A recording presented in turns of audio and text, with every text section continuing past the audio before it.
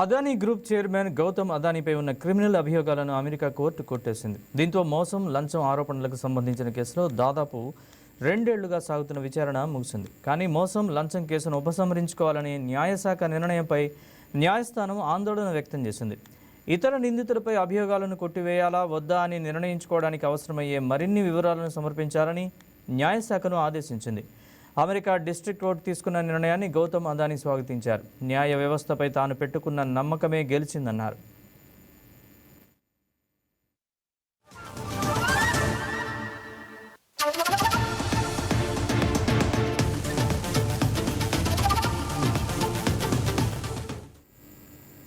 సౌర విద్యుత్ సరఫరా ఒప్పందాలు దక్కించుకునేందుకు భారతీయ అధికారులకు సుమారు $250 మిలియన్ లంచాలు చెల్లించారనేది అదానీపై ప్రధాన ఆరోపణ. అమెరికా మార్కెట్ల నుంచి నిధులు సమీకరించేటప్పుడు ఈ విషయాన్ని బయట పెట్టకుండా పెట్టుబడిదారులను తప్పుదోవ పట్టించారని ఆరోపిస్తూ అమెరికా అధ్యక్షుడిగా బైడెన్ ఉన్నప్పుడే అదానీ మరో 7గురిపై నమోదు చేసిన అభియోగాలను కొట్టేయాలని న్యాయశాఖ కోరింది.